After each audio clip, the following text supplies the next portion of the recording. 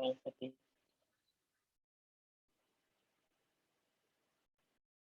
Latihan ini ya. Meskipun mungkin barangkali dari teman-teman juga sudah ada kemampuan dasar ya, atau memang sudah memiliki kemampuan soal editing ya, kayak gitu, terutama video ya, yang nanti pada pagi hari kita sama-sama akan coba belajar ya. Dan sesuai dengan apa yang disampaikan oleh panitia kepada saya, nanti editingnya pakai aplikasi Filmora ya, pakai Filmora. Tapi sih begitu ya. Nanti coba saja begitu ya, bagaimana untuk proses editingnya. Sekaligus nanti untuk optimalisasi kanal YouTube ya. Kalau di sini kanal YouTube yang dioptimalisasi itu ya terutama yang mantap BSM itu. Yang nanti insya Allah akan disampaikan oleh Dr. Muhammad Idham Rahman ya, MHPE, yang pada kesempatan kali sudah hadir ya di Zoom meeting ini. Baik, mungkin langsung saja ya untuk materi ya pada pagi hari ini. Silakan bisa disimak dan dicatat ya. Tadi ketika memang ada pertanyaan silakan bisa ditanyakan atau disampaikan. Baik, Dr. Idham.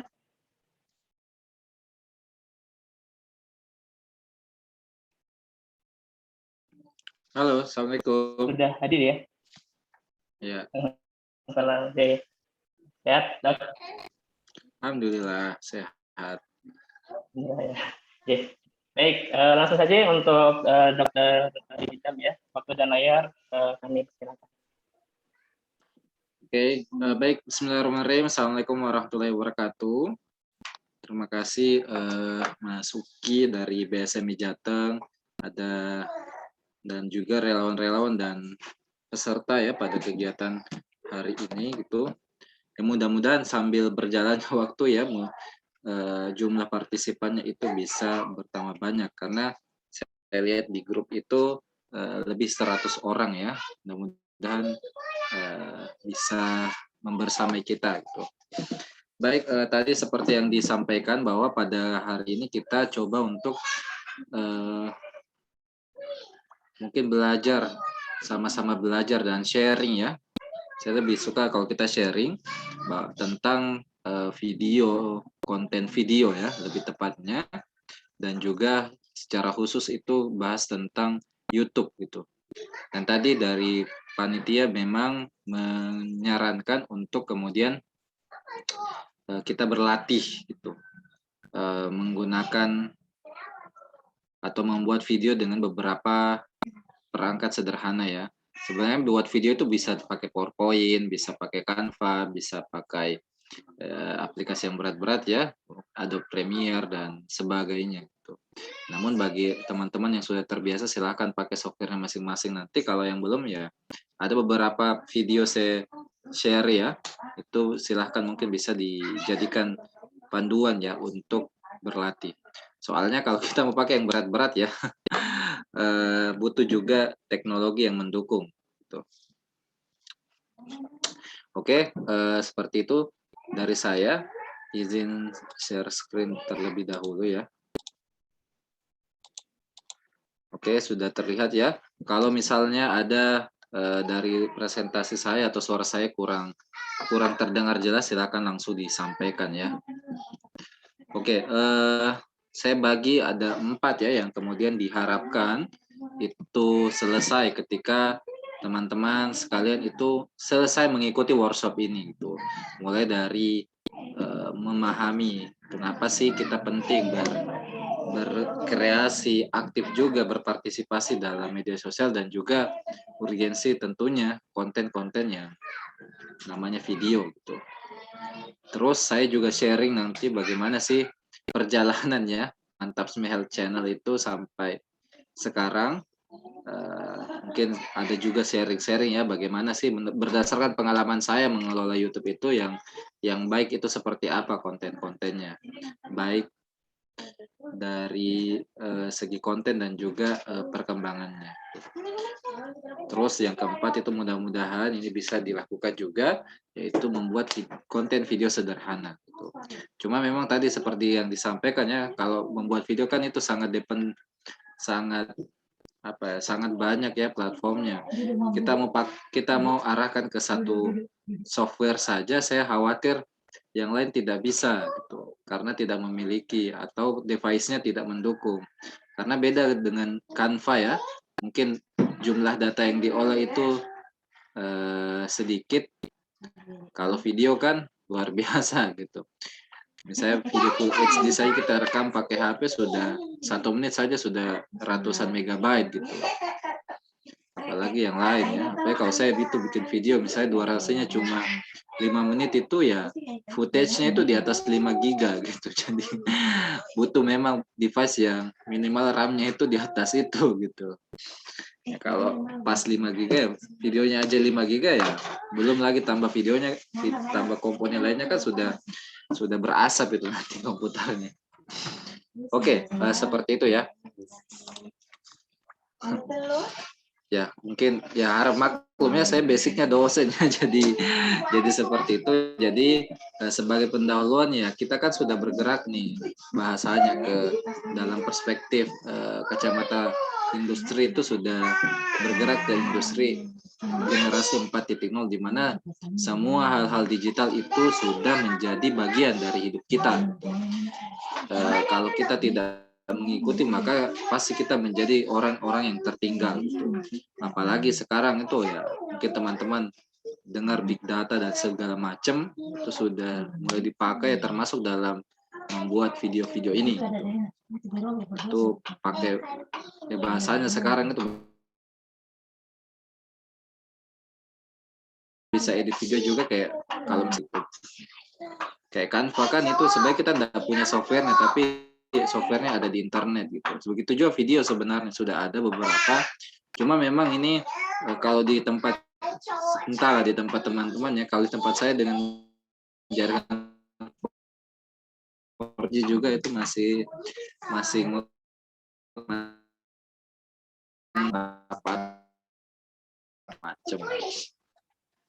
Tapi kalau di kemudian hari itu insya Allah akan kita bisa nikmati bersama gitu. Terus dan fakta berikutnya bahwa ya semakin hari juga pengguna internet itu pasti makin banyak gitu. Dan terakhir itu tentang media sosial. Media sosial ini kalau awalnya digunakan untuk sharing informasi atau hiburan, maka sudah bergeser juga, sudah banyak dipakai untuk industri, bahkan memberikan pengaruh, baik itu pengaruh politik, pengaruh ideologi, dan lain-lain. Dan dia bahasanya borderless gitu. Saya mau informasikan sesuatu ke orang-orang misalnya di Amerika ya gampang sekali gitu. Tinggal buat konten disebar di media sosial ya sudah, mereka semua bisa mengetahui atau bisa akses gitu. Ini suara saya terdengar ya?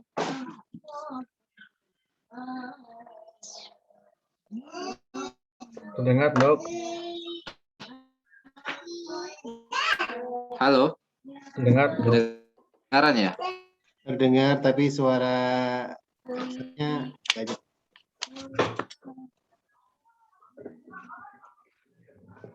Oke, lanjut aja ya. Nah,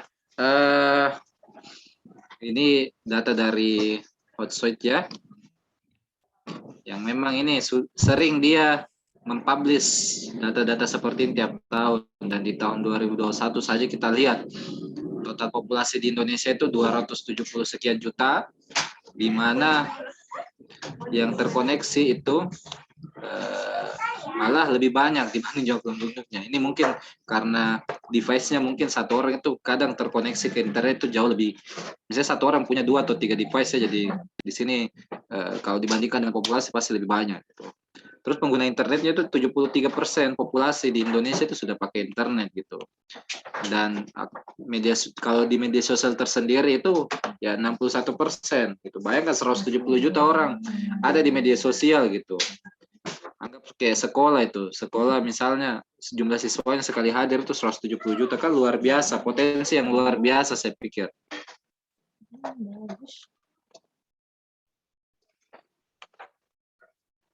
Oke, dan ini juga konten online ya, konten digital yang ada di Indonesia itu, yang dikonsumsi, itu 98% itu orang pasti konsumsi atau nonton video. Bayangkan anggaplah di media sosial 170 juta ya, 98% ya, anggaplah 160 juta itu pasti nonton video. 70 sekian persen itu ya nonton dalam bentuk vlogs, ada yang dengan musik, dengar musik, dan sebagainya ya. Jadi luar biasa.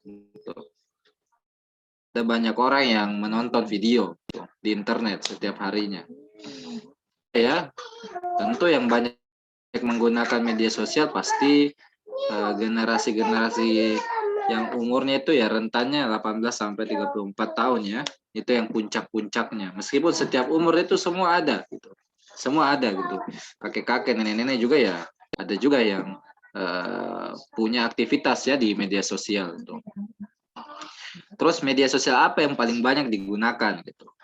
Nomor 1 ini YouTube sejak tahun 2018 ya, datanya itu selalu number 1 gitu. Saya tidak tahu, sebelumnya saya tidak lihat data sebelum, tapi saya pikir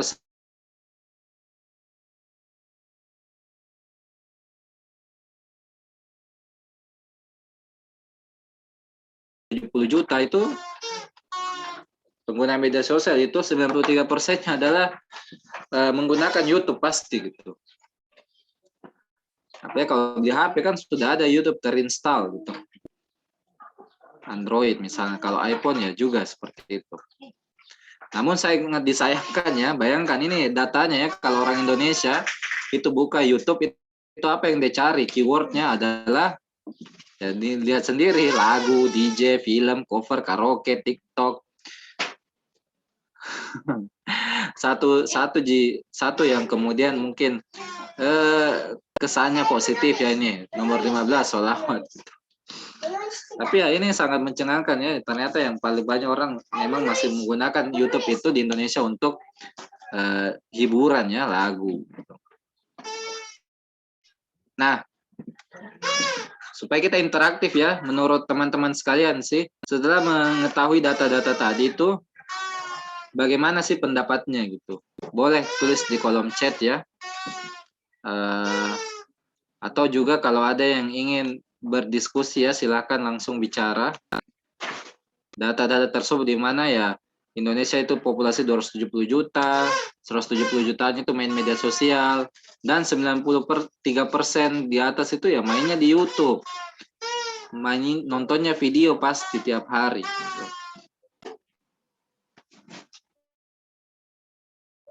Nah, setelah melihat itu apa sih yang kemudian teman-teman sekalian? Boleh tulis di kolom komentar ataupun juga kalau ada yang mau diskusi langsung raise hand, silahkan ya.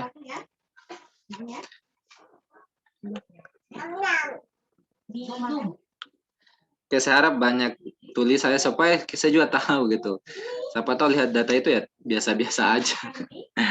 Tidak menjadikan hal tersebut mendorong kita. Nah, kenapa? Karena saya mengetahui, oh kalau mungkin dalam perspektif bisnis kan tentu itu pasar yang luar biasa ya. Ya kalau misalnya kita orientasinya mungkin mau menyebarkan kebaikan gitu, tentu melihat itu sebagai peluang gitu. Makanya jangan heran gitu. Dari presiden sampai ART itu ada semua YouTube-nya gitu. Bahkan yang populer kan artis-artis itu pada pindah dari sinetron ke YouTube gitu. Atau misalnya ustadz-ustadz, pasti yang terkenal itu selalu punya YouTube. Karena apa? Itu adalah sarana yang luar biasa untuk menyebarkan kebaikan gitu. Karena kan banyak orang di situ nongkrong gitu. Nah, kalau tidak ada yang baik-baik ya tentu akan diisi oleh yang tidak baik gitu.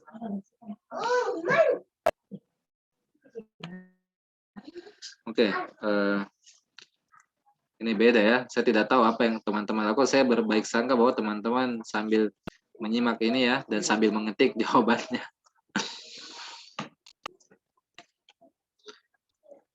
Nah, Kenapa sih saya memilih konten audiovisual selain ya karena banyak orang nikmati karena memang ada keuntungan tersendiri ya. Pasti lebih menarik, lebih banyak informasi yang dimuat gitu, efisien, lebih mudah diingat orang gitu dibanding misalnya tulisan atau gambar saja gitu. Bisa dilakukan secara individual ataupun juga bisa berkolaborasi ya untuk membuat konten tersebut gitu. Namun pasti ada tantangannya. Tantangannya pasti karena apa kalau kita menggunakan video sebagai media untuk publikasi dan segala macam gitu. Butuh keterampilan gitu. Butuh investasi ya yang mungkin tidak murah gitu. Minimal punya HP yang ya bahasanya bukan HP kentang ya, HP yang kemudian kuat untuk menjalankan aplikasi video karena memang datanya itu besar. Belum lagi kalau misalnya mau konten creator ya kayak kemarin itu ya kalau modal HP itu ya mungkin sekitar 8 sampai 10 juta itu minimal ya. Misalnya ya kalau modalnya itu pakai base-nya HP. Tapi kalau yang mau bagus gitu, tapi ya bisa mulai dari nol budget sampai luar biasa budgetnya gitu. Kayak laptop editing saja kan mulai dari yang paling mahal itu 60, ada yang 100 juta juga gitu. It's okay gitu. Memang butuh modal besar ya. Tapi bagi saya itu bisa dipinjam saja. Saya di awal-awal juga banyakkan pinjam kamera. Tidak apa-apa. Tuh.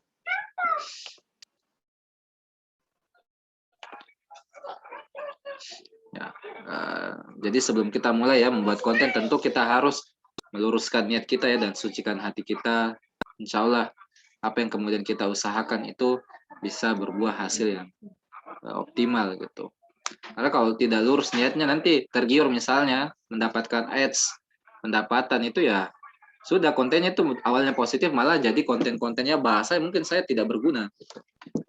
Karena mengikuti pasar, misalnya pasar dilihat begitu ya tingkat itu gitu. Atau kalau sudah banyak malah mungkin meninggalkan BSMI misalnya ya. Kalau yang relawan BSMI ya kita harapkan itu bisa semua terkoneksi gitu. Oke, ini beberapa mungkin panduan ya yang saya berdasarkan pengalaman ini ya untuk kemudian membuat konten gitu di YouTube ya. Nah tentu untuk kita bisa membuat konten ya tentu kita harus punya ide dulu sih sebenarnya apa yang ingin saya tampilkan gitu. Apakah itu berupa berita, apakah itu rekaman-rekaman kajian, apakah itu penyaluran hobi saya atau pekerjaan saya, itu enak sekali kalau sebagai pekerjaan ya, atau memang untuk menyebarkan opini gitu. Tentu kalau saya konten itu harus kita senangi ya. Kalau tidak senang itu susah. Asal teman-teman tahu ya sebelum mantap itu saya buat konten apa? Konten teknologi ya, review HP, unboxing dan begitu-begituan. Karena memang saya juga suka teknologi ya, jadi itu cuma berpikir modalnya itu tidak sedikit, jadi beli HP, review, jual gitu. Itu sekali konten itu kan agak banyak juga gitu budgetnya gitu. Terus juga kalau saya berpikir ya kurang sesuai dengan pekerjaan saya, jadi ya udah ganti alih jadi konten-konten kesehatan lah, vlog-vlog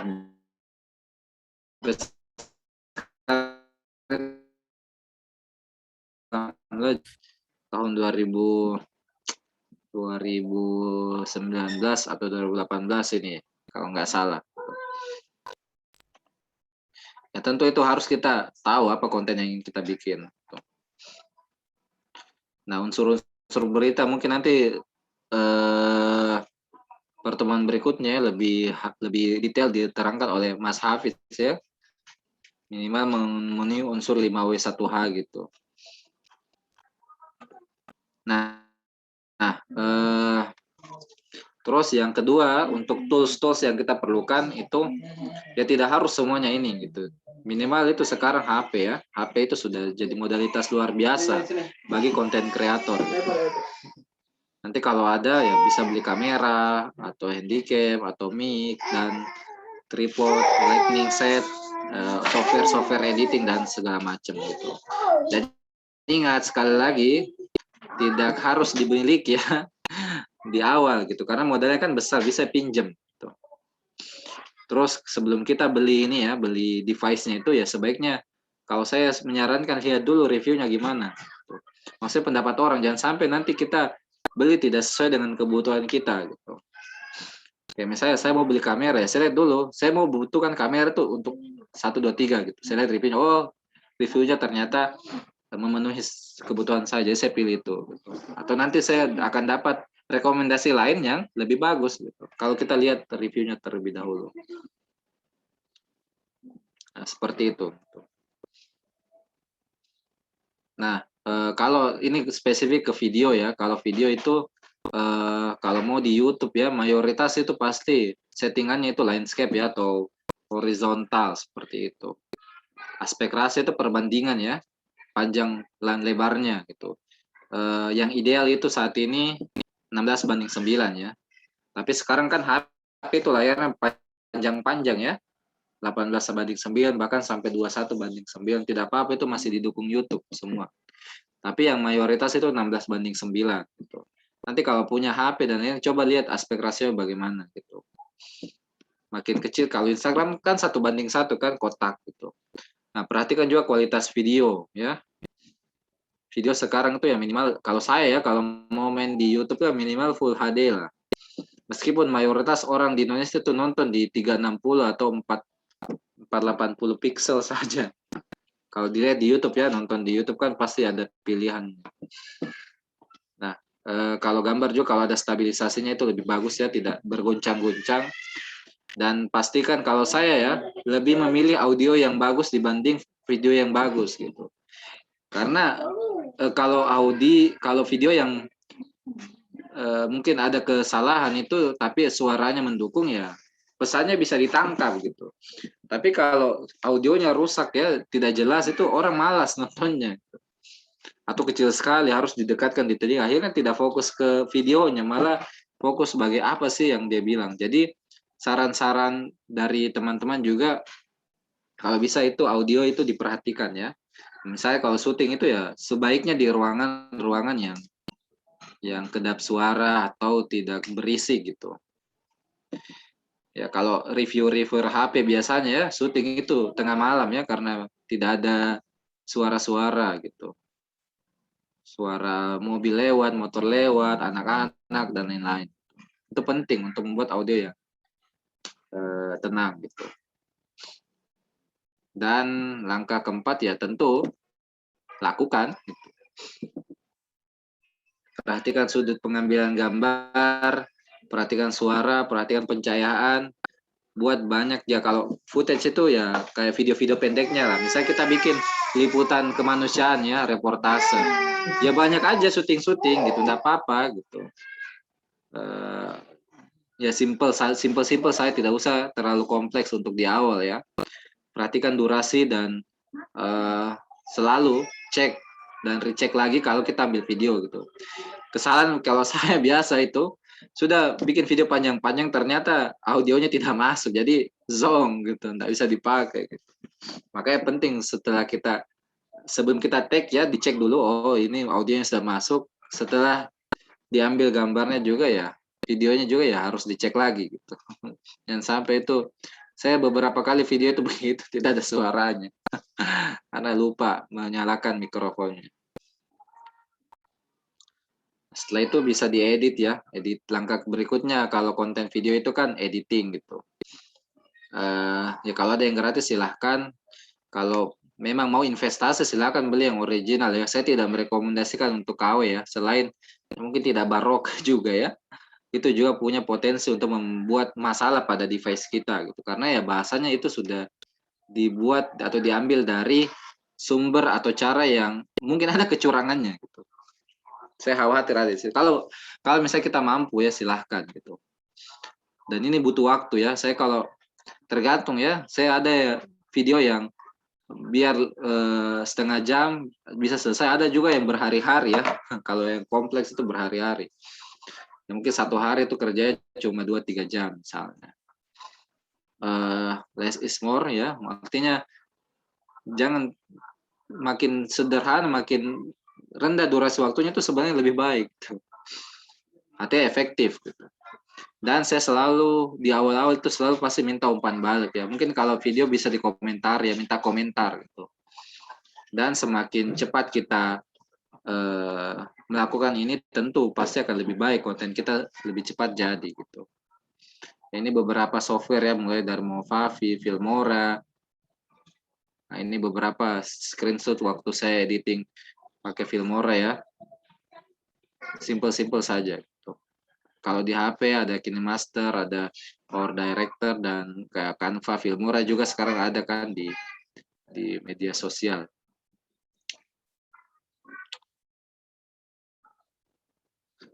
Nah, saya berharap ya bahwa di BSM itu akan banyak konten-konten kreator gitu, yang bukan cuma orientasinya itu untuk hiburan ya.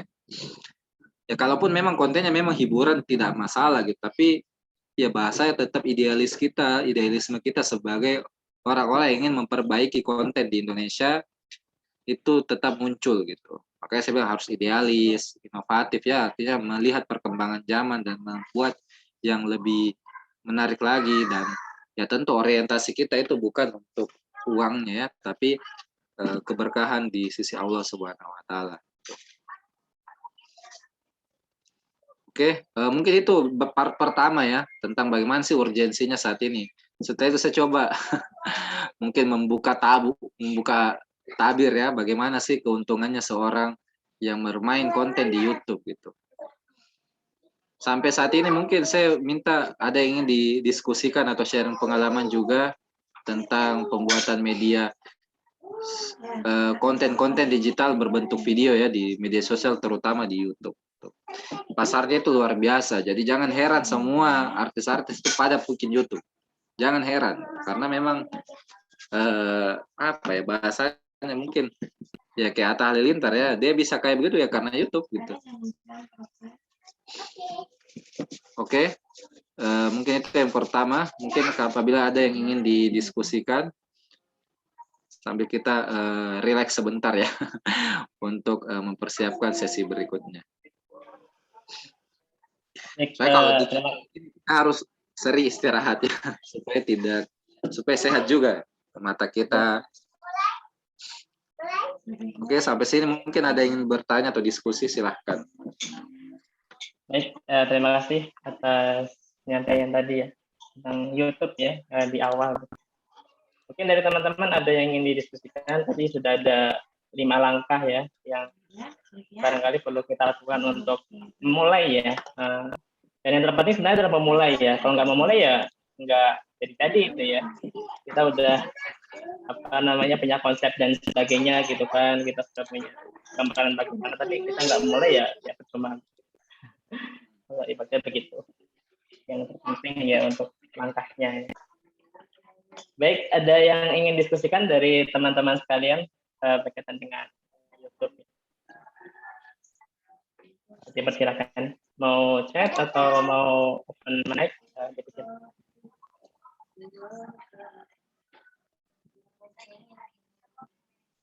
Atau kalau nggak ada, saya dulu deh. Ini ada 3 pertanyaan. Ya, berkaitan dengan audio tadi ya. Lebih baik itu sebenarnya satu device atau beda device? Maksudnya kan ada yang bawaan ya dari device-nya, ada juga yang kemudian pakai recorder khusus untuk rekaman audio ya. Lebih baik terpisah atau satu device? Itu yang pertama. Ini ada 3 pertanyaan. Yang kedua itu ada nggak website rekomendasi untuk template? Misalnya kita mau buat lower third ya, kan kalau misalnya buat dari awal mungkin agak susah ya, karena memang berbeda dengan ketika kita hanya mengangkat video dan memberikan teksnya begitu ya.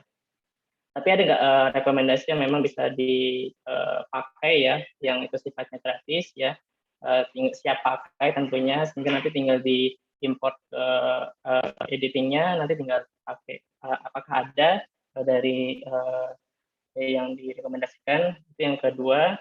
Kemudian yang ketiga, ini kan kalau saya lihat dari channel Mantap BSM ini kan sudah banyak subscribernya ya. mungkin juga jam tayangnya juga sudah tinggi ya. Kayaknya sudah monetize ya kalau kalau saya prediksi ya Pak Tubun. Nah kira-kira dapat berapa nih kalau boleh tahu untuk monetize-nya ya, barangkali bisa menjadi motivasi juga buat kami ya. Ya bukan soal uangnya itu ya, tapi bagaimana berlomba-lomba untuk apa ya, menjadikan channel YouTube itu menjadi channel yang terbaik. Ya mungkin 3 pertanyaan itu dulu dari saya. Oke, terima kasih ya Bang Uki ya. Kalau pertama tentang device audio ya, mayoritas itu biasa orang-orang itu buat terpisah ya, maksudnya ada recordernya. Makanya kalau YouTube yang memang menjaga kualitasnya itu memang dia ada device sendiri untuk record gitu. Supaya sumber datanya banyak gitu. Kalau pakai recorder kan itu biasanya file audionya itu kaya gitu. Untuk diediting itu enak gitu. Kaya sekali. Kalau sudah tersambung kan kadang menyatu gitu. Jadi susah untuk dioprek-oprek, bisa dikasih tinggi nadanya, hilangkan bisingnya dan itu agak sulit. Tapi ya tidak apa-apa kalau mulai dengan kalau tidak ingin yang editing suara-suara ya tidak perlu gitu. Saya dulu awal pakai recorder tapi ya memang bagus tapi agak panjang waktunya ya. Jadi saya sekarang itu yang langsung dari kamera saja, tinggal dibelikan mikrofon gitu. Karena kan misalnya saya syuting jaraknya lumayan jauh ya, supaya bisa ditangkap dengan jernih maka saya butuh mikrofon, pasang di leher misalnya, di dada. Jadi audio yang ditangkap itu lebih jelas gitu. Karena saya tidak edit suara sekarang. Yang penting terdengar jelas ya. Karena kan orang kayak misalnya konten mantap sih kan ya bukan mau lihat ini suaranya nih salah vokalnya deh, tidak kan. Mungkin kalau yang kontennya itu agak strict dengan itu ya perlu.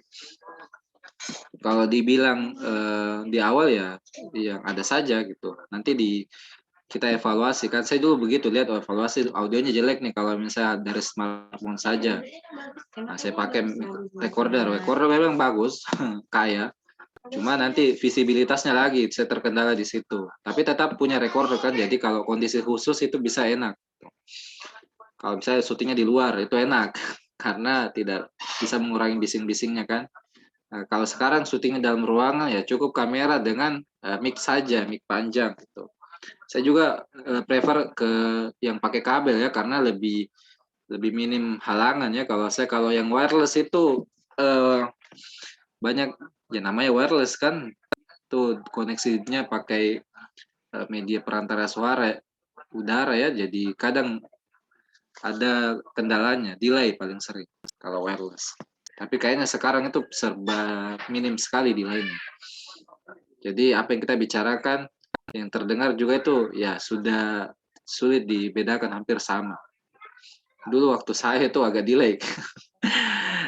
Bicaranya sudah Z, ya audionya yang muncul, videonya sudah Z, audionya baru muncul di Y misalnya. Itu. Nah, terus tadi kedua apa ya? Kalau saya lupa. Ini website rekomendasi buat template. Oh ya, kalau saya karena karena saya memang bukan ini pekerjaan utama saya, jadi saya memang mostly semua template-nya itu dari Filmora gitu. Karena Filmora sekarang itu banyak sekali template-nya itu. Template intro, template tampilan tulisan, ini tinggal dipakai. Saya tidak perlu ambil dari sumber lain lagi karena sudah include dari aplikasinya. Dan setiap update aplikasi ya pasti tertambah lagi gitu template-nya. Itu enaknya. Kayak sekarang ya Filmora 10 itu sudah banyak sekali dibanding yang 9. Nah, tentang detail ya, nanti akan saya share ya di sesi berikutnya tentang mungkin memotivasi berapa sih fulusnya atau keuntungan secara finansial yang bisa kita peroleh kalau bikin konten. Kalau teman-teman lihat video-video terbaru biasanya kan tidak banyak kan yang nonton, ya ada yang di bawah 100, ada di bawah 200, ya begitu aja. Tapi lihat manfaatnya, lihat dampaknya ya. Jangan remehkan yang sederhana seperti itu. Oke, ada lagi yang ingin bertanya sebelum kita lanjut?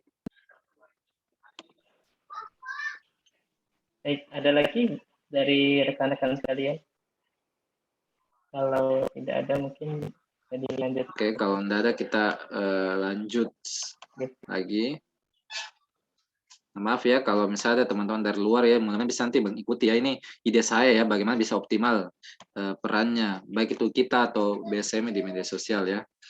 Mungkin kalau saya mohon maaf ya kalau yang bukan BSM saya pakai selalu konteks BSM ya supaya inline ya dengan kepentingan dari BSM itu gitu. Kalau yang lain kan saya pikir bisa menyesuaikan ya. Nah, saat ini ya kalau di Instagram itu banyak sekali ID ya BSMI gitu ya. Saya itu pernah hitung-hitung lebih 50. Dan tidak ada satupun yang official, yang ada centang birunya. Kalau di YouTube itu lebih ya sekitar 20-an ya yang keyword itu BSMI gitu.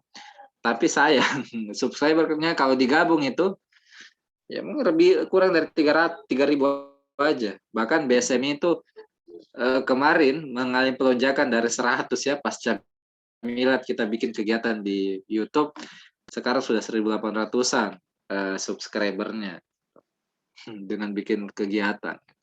Yang lain ya di bawah itu sangat disayangkannya banyak, tapi kalau kita bilang pengaruh ya pengaruhnya kecil gitu, saya bilang kecil sekali.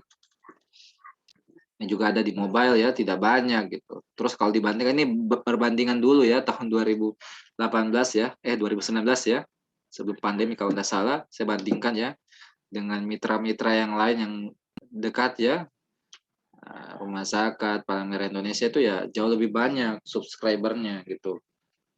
Yang nonton juga lebih banyak gitu. Apalagi kontennya, jumlah videonya juga lebih banyak. Nah, saya ingin minta pendapat teman-teman sekalian sih, kenapa sih BSMI? Padahal orangnya banyak, akunnya banyak, kok tidak populer ya di media sosial ya saat ini ya, dibanding mungkin mitra-mitra yang mempunyai aktivitas seperti BSMI. Mungkin bisa ditulis di kolom chat ya. Kenapa sih kita masih sudah 19 tahun ya berdiri itu masih belum bisa optimal atau populer ya. Kita harus, kamu ditanya apakah saat ini populer, kalau saya berpendapat belum populer. Silakan. Belum istiqomah. Kontennya tentang aktivitas kemanusiaan jadi kurang. Iya, karena orang kan banyak tadi keywordnya kan kalau searching YouTube kan lagu, DJ. Nah, tidak mungkin kan kita bikin konten misalnya all mostly tentang DJ gitu. Banyak yang gaptek gitu. Ada lagi gaptek ya. Iya, ini mungkin satu isu juga ya bahwa ya karena memang ada perbedaan generasi ya. Yang pendiri-pendiri mungkin itu generasi yang bahasanya lahir itu dalam masa-masa perjuangan ya.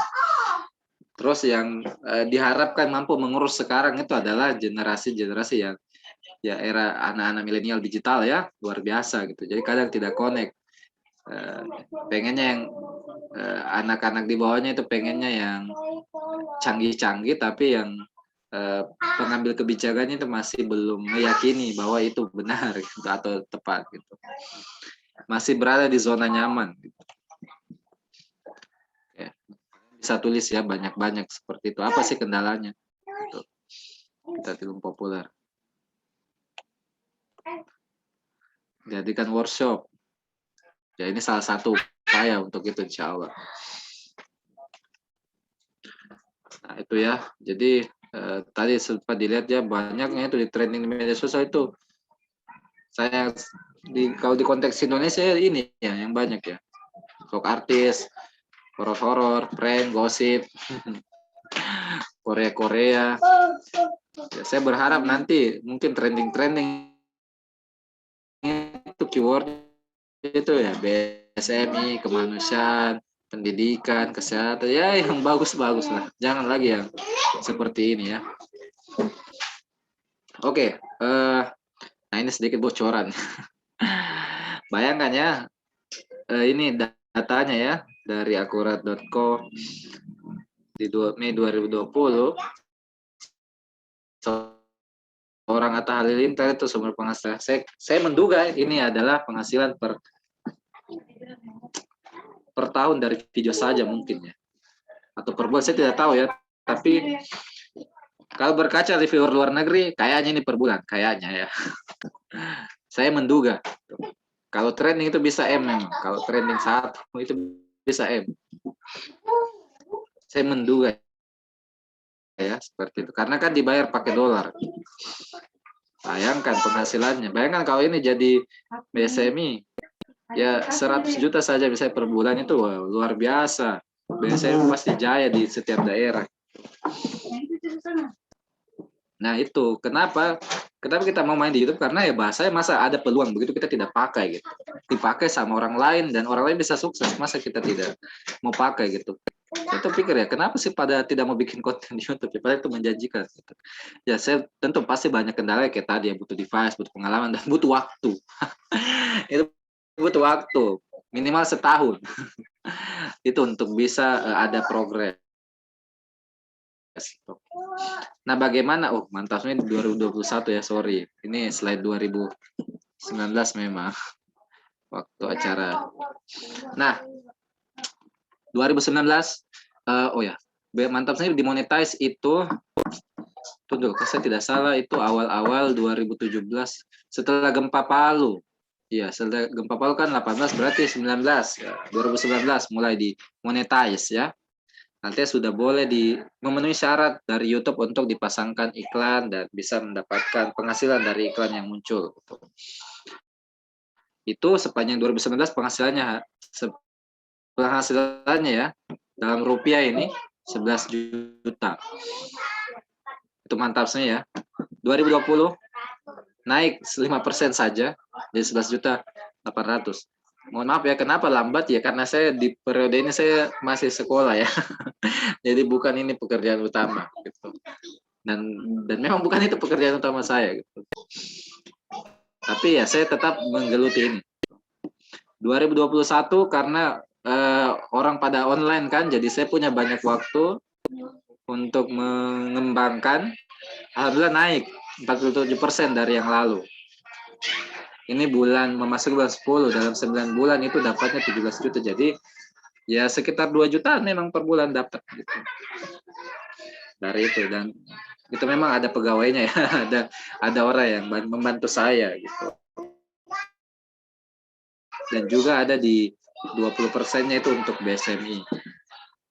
Jadi ya setidaknya dari kegiatan begini bisa lah menyumbang ke BSMI itu ya 400-500 ribu sebulan ya.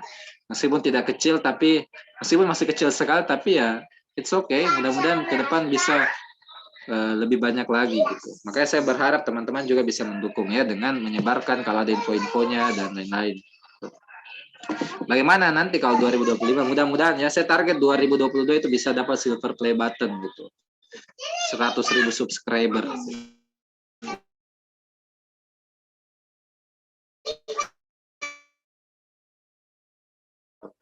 Saya kuliah 2019 itu saya pergi ke Jogja dalam kondisi subscribernya itu 14.000. Saya pulang dalam kondisi 88.000. Alhamdulillah subscribernya ya. 2 tahun nambah 70 ribuan subscribernya. Ya itu bukan progres yang luar biasa, biasa aja sebenarnya, tapi ya mungkin dibandingkan orang yang tidak memulai ya itu pencapaian yang sudah baik gitu.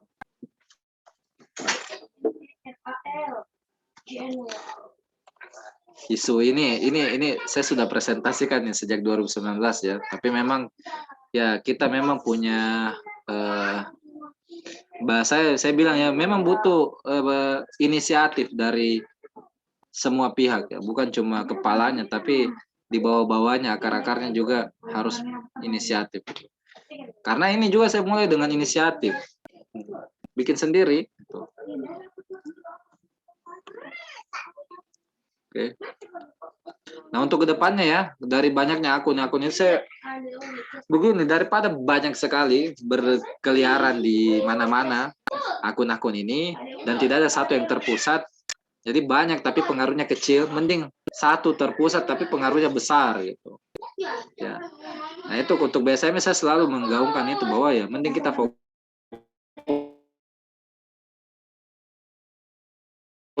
gitu dengan sistem yang baik lain gitu. Jadi kita potensinya itu tidak tersimpan di daerah, tapi tersimpan dalam suatu gerakan besar nasional. Supaya kita, ya begitu, bagaimana cara kita bisa mengalahkan konten-konten yang sudah established ya, kalau keunggulan kita, yaitu kita banyak orang, itu tidak dimanfaatkan. Ya, saya mendukung satu akun, satu gerakan ya, dalam satu manajemen gitu. Seperti itu. Untuk dikembangkan, adapun nanti untuk kepentingan lokal masing-masing silahkan. Gitu. Ya. Tapi ada memang kontribusi kita secara general ke satu akun, itu lebih bermanfaat gitu.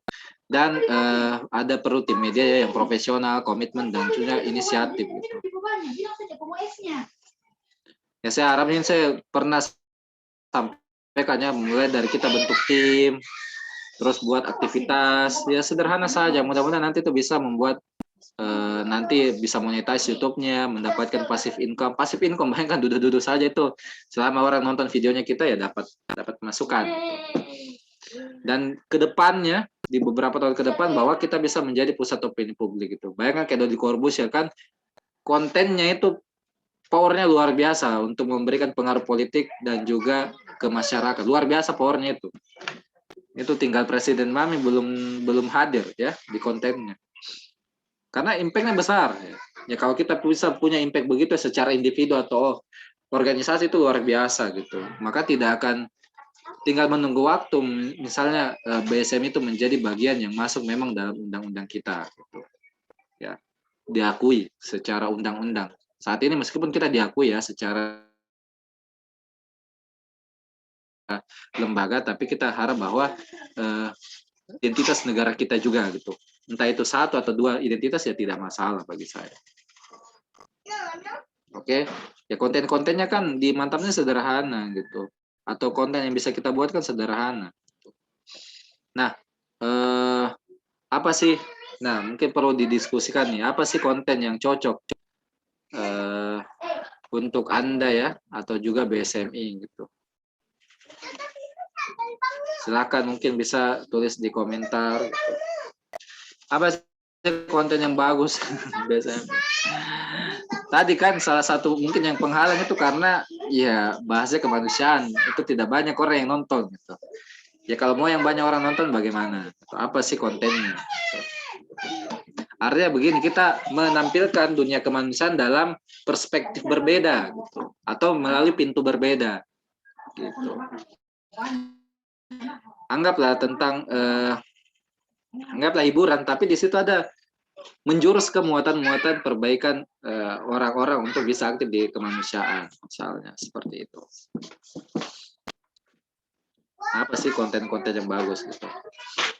Oke, itu ya. Mungkin saya share, berikutnya saya coba share ya di YouTube. YouTube-nya Mantapsmi.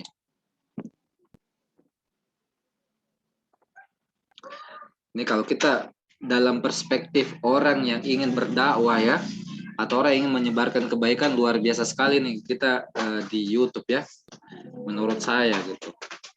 Bayangkan satu orang saja nonton video kita dan dia itu berubah atau tercerahkan, itu pahalanya insya Allah ngalir terus gitu.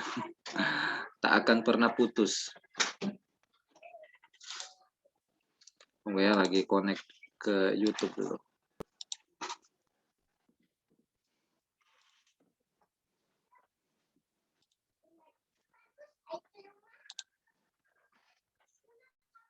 Ya, jadi kalau teman-teman jangan heran ya, begitu penghasilannya memang YouTube ya. Mantapsmi saja yang ya ratusan itu bisa mendapatkan jutaan. Bayangkan yang views-nya itu juta-jutaan gitu, bisa dapat berapa gitu. Saya berpikir bahwa itu memang betul begitu, karena saya merasakan itu. Luar biasa. Bayangkan kalau itu semua untuk kepentingan kemanusiaan gitu ya. Tentu anggota BSMI sejahtera dan juga BSMI-nya juga insya Allah sejahtera kalau seperti itu ya. Luar biasa. Nah ini ya YouTube Mantapsmi ya, di kreatornya ya. Saat ini itu tidak banyak nih yang nonton, ratusan aja. Cuma kalau diurut ya, yang banyak penayangan itu memang sudah ada yang jutaan gitu. Tapi dalam waktu tahunan gitu. Nih lumayan sih. Nah ini yang memang berkontribusi besar. Tapi karena konten ini kesehatan ya, kalau konten kesehatan itu unggulnya, kalau konten digital misalnya, kita bahas sekarang, mungkin tahun depan orang tidak cari lagi. Kalau konten kesehatan selagi masih ada itu penyakit, itu pasti masih akan dicari gitu. Itu yang membuat saya optimis gitu. Kenapa ini untuk mengembangkan BSMI? Tuh, analisis ya. Nah ini sepanjang 28 hari ya ada 100.000 orang lebih ya, 169.000 orang yang menonton gitu. Bayangkan kalau kita punya video itu ditonton banyak sekali gitu, dan dia menghabiskan waktu sampai 9.000 jam gitu, luar biasa. Ya makanya kalau kita perspektif dakwah itu luar biasa. Bayangkan konten kita mempengaruhi 19.000 orang, ditonton 19.000, kita berdakwah atau mempengaruhi 19.000 orang dalam sebulan, bahkan mungkin lebih gitu, luar biasa kan manfaatnya gitu. Lagi kalau misalnya pendapatan gitu, nah ini memang agak turun ya, dibanding saya memang di atas 2 juta terus didapat. Nah ini RPM itu bayangkan per 1.000 video itu saya bisa nilai RPM saya sudah 8.000. RPM ini biaya yang dikasih per 1.000 pemutaran gitu. Anggaplah dari ini makin terkenal channel itu makin tinggi pasti nilai ininya. Ya sama misalnya kalau televisi ya, kalau ada film yang lagi trending mau pasang iklan di situ pasti mahal. Sama juga di YouTube begitu. Kalau video kita itu banyak yang nonton, nilai orang untuk mau pasang iklan tampil di sana itu juga lebih tinggi, dan pendapatan yang kita peroleh juga lebih tinggi tentu. Tidak apa-apa ya. Saya sengaja buka-buka ini, tidak apa-apa nih penghasilannya nih 2 juta terus. Baru ini September agak turun ya. Mungkin ya saya laporannya dari YouTube karena jarang lagi posting ya, saya akui. Saya lagi musim-musim mempersiapkan kembali ke Palu ini ya. September saya balik Palu tanggal 10 dan saya tidak punya kesempatan untuk buat konten ya. Karena banyak kegiatan di tempat kerja. Tapi sudah lewat masa kegiatannya. Insya Allah Oktober lagi bisa produktif lagi. Gitu. Nih. Kayaknya saya buka-buka tidak apa-apa ya untuk memotivasi. Gitu. Sederhana, namanya 100-100 saja yang nonton. Cuma ya kalau di total begini. Per bulannya. Gitu. Ya, jangan remehkan yang sedikit itu ya, tapi kali banyak ya banyak juga hasilnya. Oke, itu mungkin dari saya ya sedikit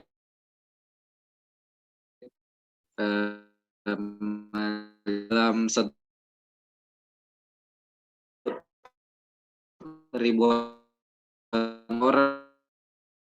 orang itu berbulan bertambah 1.000, luar biasa ya. Mungkin BSM itu kalau ini bisa luar biasa pengaruhnya, pasti kita bisa menjadi itu pusat karena ya banyak pengikutnya.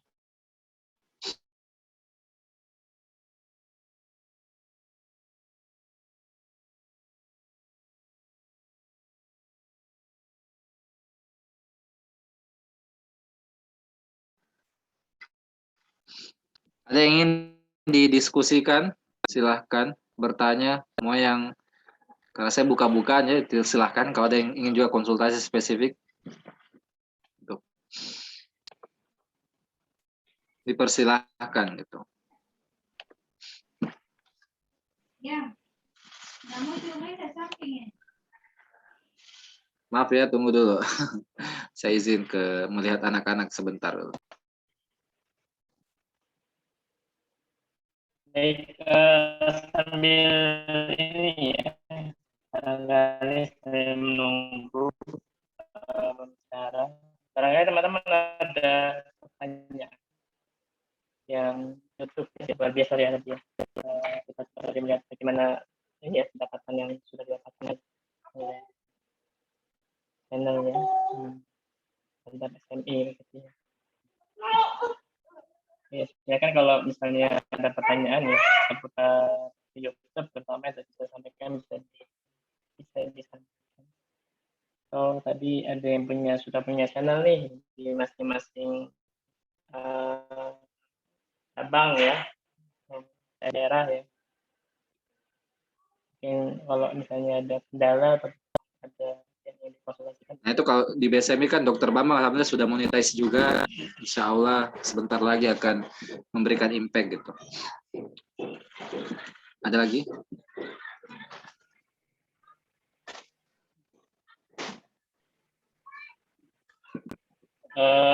Ini Dok, mungkin mau tanya ya.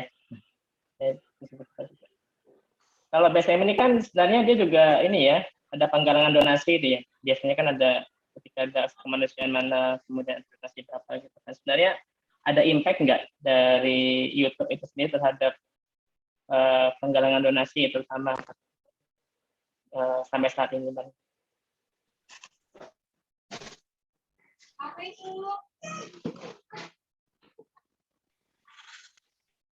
Halo, sorry di Halo? tempat saya kurang nih. Tadi internet saya ini tidak bagus tadi. Ada pertanyaan nggak? Oh ya, ini dulu aja pertanyaan di kolom chat ini dulu ya. Ini Assalamualaikum Dok, izin tanya kalau judul konten konsultasi gratis supaya bisa langsung link ke BSMI bagaimana caranya? Dari Kams ya, dari BSMI Banten. Agar konten konsultasi gratis supaya bisa langsung link ke BSMI bagaimana caranya? Mungkin bisa dijelaskan ya, maksudnya kontennya siapa itu? Kalau link ke BSMI silakan tanya Mas Hafiz gitu. Bagaimana bisa connect gitu. Kita bahasanya kalau di BSMI kan kita butuh resource sumber video ya. Untuk bisa dimasukkan di konten-konten lah, untuk bisa dimasukkan di pusat ya. Saya berharap itu kalau saya desainnya itu mengharapkan ya, mungkin ya, anggaplah tiap daerah itu punya program memang buat konten ya.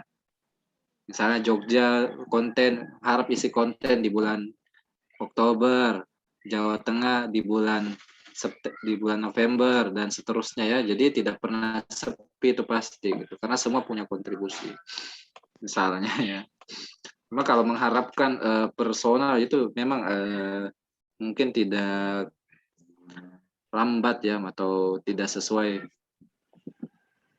harapan kita nantinya. Oke, ada pertanyaan minimal buat konten itu berapa kali ya? Kalau di YouTube Academy ya, YouTube Academy itu pokoknya YouTube itu juga menyediakan sarana bagi kita untuk belajar mengembangkan kontennya kita. Ada forumnya juga. Dan itu memang kalau misalnya bagi pemula ya, itu sebenarnya ya satu pekan satu video itu sudah terhitung produktif ya. Satu minggu satu video itu produktif gitu. Tentu kalau kita ingin punya akselerasi ya, makin sering makin bagus gitu. Cuma nanti perhatikan waktu-waktu yang kita pilih untuk posting ya. Kalau di Indonesia itu di atas setelah maghrib itu adalah waktu di mana orang itu banyak nonton YouTube ya, posting di waktu itu.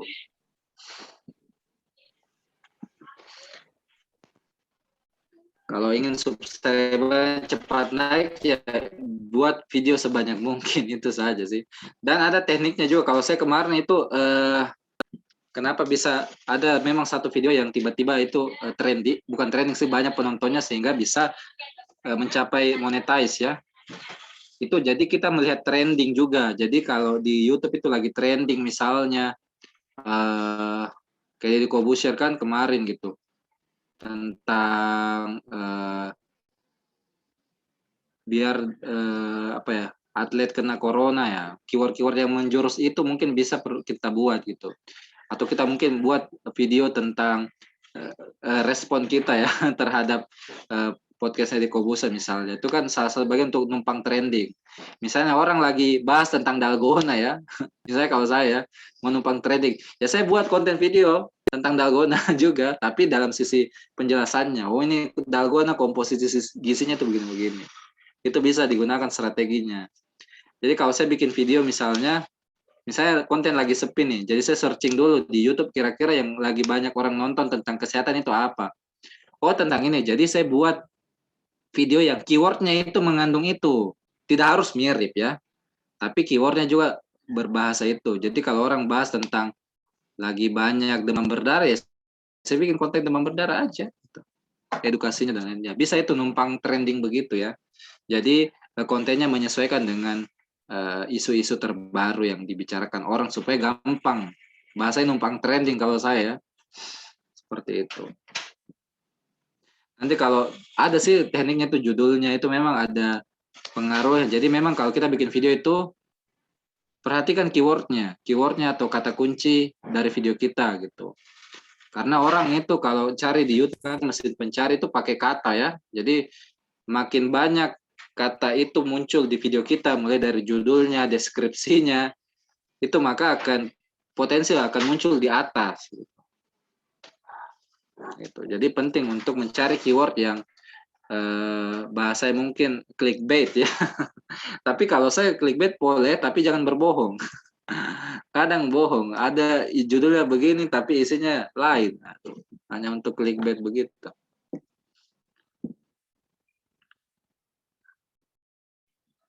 Kalau buat konten video ambil-ambil di YouTube itu hukumnya apa? Ya namanya media sosial ya, itu kan publik ya. Cuma nanti kalau kita posting juga di YouTube, ya sekarang kan bisa dikenali hak cipta. Nanti tindakannya tergantung apakah kalau misalnya sudah monetize ya, paling sederhana itu iklannya atau penghasilan di video kita itu lari ke dia yang punya hak cipta itu. Itu yang paling banyak. Misalnya saya paling sering itu ya lagu-lagu musik ini, tapi punya hak ciptanya orang lain, maka dia bisa ambil itu keuntungannya dari kita ya, mari ke dia karena hak ciptanya dia. Ada juga sistemnya yang sharing gitu. Artinya sebagian pendapatan itu akan masuk ke dia, sebagiannya tidak akan kita ada juga yang membiarkan. Jadi tergantung yang punya hak. Kayak misalnya banyak juga video saya di repost ya di YouTube. Tapi saya tidak mengambil tindakan apa-apa karena yang repost itu ya belum menghasilkan. Saya dia lagi mengembangkan channel nih, ya tidak apa-apa silahkan untuk mengembangkan. Tapi kan saya siasati di setiap video saya kan ada keterangan atau link-link yang menjerumus ke BSMI, ke Mantasmi gitu. Jadi tidak rugi juga saya gitu. Banyak juga yang minta izin gitu. Tapi kalau mau baiknya sih memang minta izin ya, karena yang membuat konten itu original itu bisa punya power untuk menuntut sebenarnya. Meskipun ada juga orang kayak ustadz rata-rata itu ya silakan sebarkan, tapi biasa dikasih catatan bahwa harus utuh. Maksudnya jangan penggal-penggal baru bikin kesimpulan yang berbeda. Itu kadang tidak dibenarkan. Tapi rata-rata orang pada tidak menuntut sih karena ya bikin capek biasanya. Paling kalau mainnya sama-sama di YouTube ya tinggal dialihkan saja pendapatannya. Kalau di Instagram kan bisa di-blok gitu, dia tutup gitu, tidak bisa tampil video kita karena diklaim hak cipta oleh orang lain. Makanya penting bagi kita buat konten original lah gitu. Seperti itu dari saya.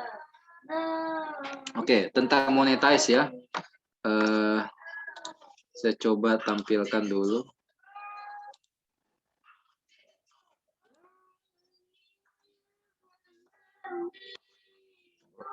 Sabar ya.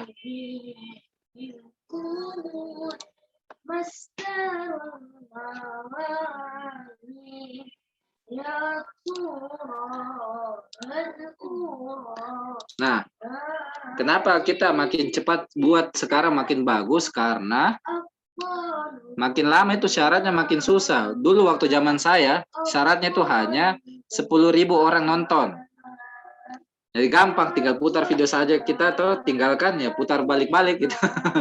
Jadi bisa mencapai jumlah views. Dulu waktu 2018 begitu, 2019 diubah. Harus ada 1.000 subscriber dan 4.000 jam orang menonton YouTube kita. Sekarang ya. Terus lagi sejak 2019 itu. Dan sekarang ditambah lagi bahwa tidak melanggar hak cipta gitu. Jadi bukan konten-konten yang kopas-kopas ya. Kalau itu tidak dihitung nanti. atau pelanggaran. Jadi tidak dihitung. Jadi memang sekarang itu dia mau YouTube itu adalah konten original supaya bisa dimonetize. Makanya tambahannya itu, nih community guideline ya, artinya tidak ada melanggar hak cipta, harus terpenuhi. Dan ini yang susah, kalau subscriber mungkin lebih sederhana ya dibanding jam nonton. Jadi membuat konten yang memang ditonton orang itu susahnya di situ. Apalagi 4.000 jam ya, 4.000 jam tonton.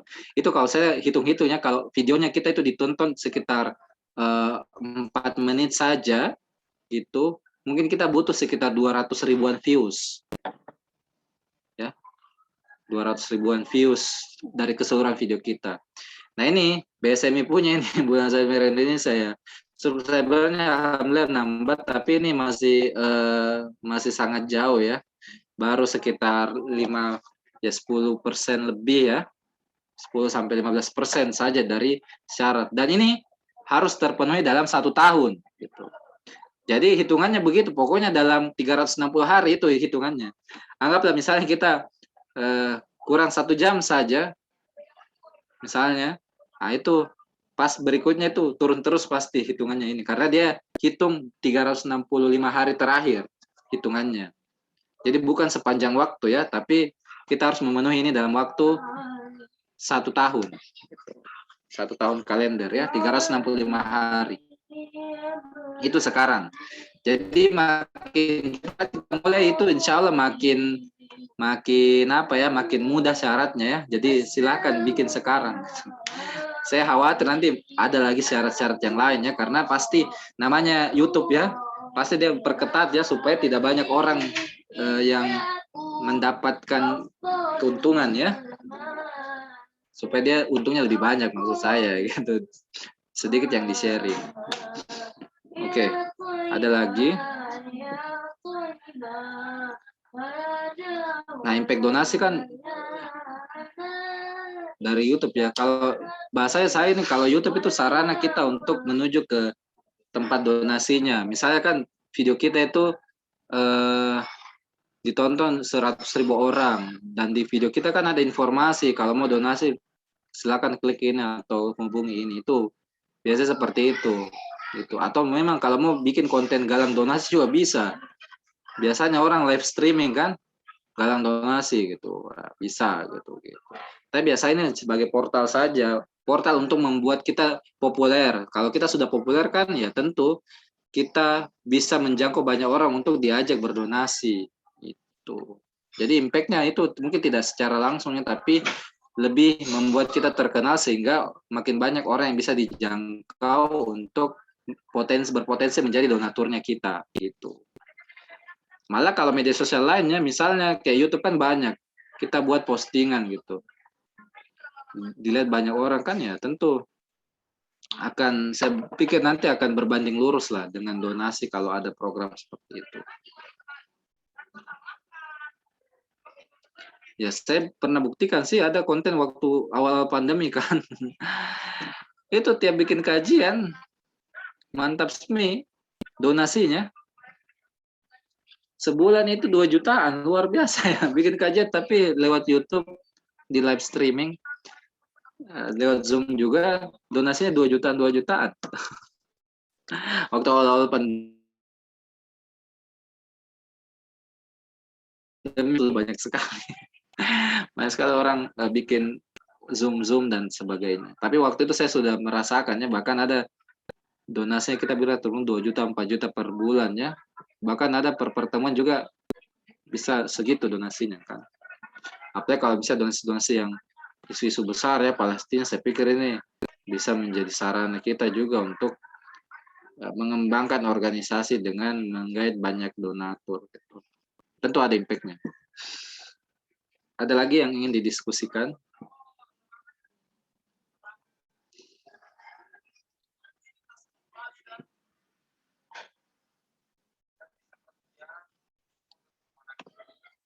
Silahkan, tunggu saya.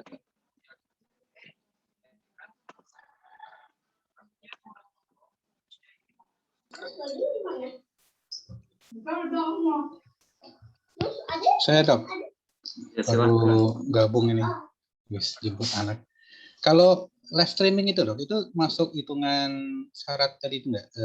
Di menit, tonton menit segala macam. Artinya kalau masuk kan mungkin bisa ada program rutin gitu, Zoom streaming segala macam. Masuk, pokoknya semua masuk. Semua masuk, cuma begini, lihat ya, yang dihitung itu adalah menit nonton ya. Jadi kadang kalau kita lihat laporan streaming ya, memang yang tonton itu ratusan, ribuan ya, tapi menit dia nonton itu cuma sedikit gitu. Karena mungkin dia cuma buka, ikut sebentar ya, bosan ya, keluar. Makanya waktu live streaming juga biasa ada iklan, karena memang di situ juga bisa terhitung. Ini kalau teman-teman live streamingnya mantapnya ya, mohon maaf ya ada iklannya biasa ya di awal ya, karena ya itu dimasukkan juga. Oh ya, untuk kedepannya mungkin kita harus kendalikan juga iklan-iklannya, jangan iklan-iklan yang ya bahasa joget-joget tidak jelas ya. Itu bisa dikendalikan sebenarnya. Itu menaknya main di sini. Bisa kita kendalikan juga iklan-iklan yang muncul. Ya itu biasanya channel-channel yang sudah besar ya. Kalau channel-channel saya paling iklan-iklan produk biasanya. Produk kesehatan, obat, atau yang besar kan Tokopedia dan lain-lain itu biasa kena semua kita iklannya. Karena memang dia modalnya besar ya. Lagi dok, dulu kan kita sempat ada semacam pembagian ya. Artinya isu besar branding di BSMI adalah kemanusiaan dan kesehatan. Di MPA kan udah diputuskan ya, mantap ini sebagai channel resmi untuk kesehatan. Nah, untuk kemanusiaan ini dok, terutama nanti kalau di lapangan, misalnya ada bencana atau teman-teman di cabang ada yang acara, itu bentuk konten video yang bagus, apalagi kan nanti dalam masa gawat darurat gitu. Nah itu gimana itu? Kira-kira bentuk video yang bagus, yang dipentingkan apanya kalau dalam kondisi kayak gitu, dan optimasinya bagaimana nanti? Iya, kalau misalnya saya lihat ya, mungkin kita bisa belajar ya dari teman-teman di sebelah ya, di ACT misalnya kan, itu kan memang fokusnya sama ya, kemanusiaan juga. Itu dia, kalau video-videonya kan memang paling sering kalau bencana pasti live report ya, atau update kondisi ke sana. Terus juga kita bisa buat, saya pikir konten-konten yang lain juga bisa diarahkan ke sana gitu. Memang butuh kreativitas ya untuk membuat hal tersebut. Mungkin paling banyak kita lakukan itu dokumentasi kegiatan saja gitu. Dan itu kan kadang sasarannya itu cuma cuma internal biasanya yang nontonnya. Internal BSM yang lain itu mungkin pada ya apa sih gitu. Mungkin kalau misalnya mau ingin menyasar yang lebih general ya, jadi memang bawa isu itu ke general ya. Jangan bilang laporan kegiatan kemanusiaan BSMI itu kan ya mungkin yang akan nonton mungkin akan BSMI, tapi kita merilis berita-berita terkait situasi terkini misalnya di Palu gitu pasca gempa gitu. Karena orang pengen lihat itu. Meskipun di dalam videonya itu kan kegiatannya BSMI semua, tapi memang branding kita yang keluar itu jangan untuk sementara ini, untuk saat ini ya di awal-awal jangan pakai keywordnya BSMI, karena jangan pakai keyword BSMI saja gitu.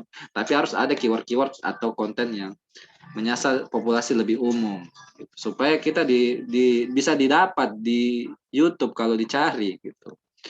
Tapi jadi kalau usaha saya sederhana gitu ya, konten-konten laporan kemanusiaan dan lain-lain, tapi buat dalam nanti diatur ya kemasannya memang. Tapi juga perlu itu, kalau itu kan sifatnya apa ya, bahasanya mungkin situasional ya. Nah konten rutinnya itu apa ya, itu kemudian perlu dikembangkan ya, konten hariannya kita. Paling sederhana kan podcast itu enak gitu, apalagi kan di BSM kan banyak sekali narasumber yang bisa jadi narasumber untuk podcast ya. Misalnya isu-isu apa yang lagi sekarang, korupsi ya, kita bahas dengan pakar hukumnya, silakan gitu. Podcast sederhana aja, mau podcastnya secara gini Zoom ya tidak apa-apa juga gitu, itu bisa menambah wawasan juga. Iya, cuma masalah sekarang memang kita itu kita kendalanya tuh kalau saya lihat ya mungkin ya siapa yang mau bikin itu. Itu susahnya ya, mungkin ini bukan susah, tantangannya kita di situ. Ya udah, kita bikin insya Allah. Ya kan ini saya sudah kan maksudnya kalau Kan kita banyak nih gitu ya narasumbernya, ya tinggal dijadwalin aja gitu. Misalnya saya usulkan kan bagi per provinsi aja misalnya kalau tidak berkenan gitu. Kayak kemarin kan kajian-kajian mantap sih yang awal pandemi kan ya tinggal saya hubungi aja semua gitu, ngisi gitu, kasih kajian gitu. Cuma sekarang mungkin karena sudah banyak sekali ya, saya juga banyak kegiatan lain, jadi program itunya sebulan cuma sekali aja kajian kesehatan begitu ya, yang Zoom baru live streaming gitu. Dulu saya bikin per minggu, luar biasa dampaknya ya. Luar biasa saya pikir dampaknya. Cuma itulah karena SDM-nya kurang, jadi ya mohon maaf gitu. Nanti itu memang salah satu upaya kita ya yang bisa kita lakukan, bahwa memenuhi SDM salah satu yang workshopin, dan mungkin ya seperti itu supaya bisa komitmen untuk membuat. Jadi perlu memang kalau kerjanya profesional maka perjanjiannya juga bersifat profesional, gitu, termasuk pembayaran atau fee dan lain-lain. Gitu. Itu yang membuat kita bisa mengendalikan sepenuhnya. Kalau mengadakan sukarela ya namanya sukarela ya kalau luang baru dibikin. Tapi kalau itu pekerjaan gitu, wajib ya, maka tidak ada alasan bagi mereka tidak bikin gitu. Karena memang itu kontrak profesional gitu. Karena kalau kita lihat ustadz kan yang punya YouTube kan ya ada timnya ya di belakang. Yang edit, yang desain, dan itu apakah dibayar ya? Saya pikir kalau lihat-lihat ya dia adalah meskipun tidak banyak ya, tapi setidaknya itu bisa membuat mereka itu bisa diatur untuk membuat konten secara rutin atau berpartisipasi aktif. Karena sekali lagi ya, bahwa ini bukan pekerjaan utama kita, itu bahasanya saya. Pekerjaan kita ya, misalnya saya kan dosen, pekerjaan utama saya sebagai dokter juga ya. Jadi kalau ini ya mungkin sesuatu yang menjadi hobi gitu, bukan yang utama. Namanya kita hobi kan ya pasti tidak mungkin itu terus kita lakukan sepanjang hari kan. Tapi saya mengagendakan memang minimal weekend itu bisa edit banyak video lah. Gitu. Itu mungkin ya.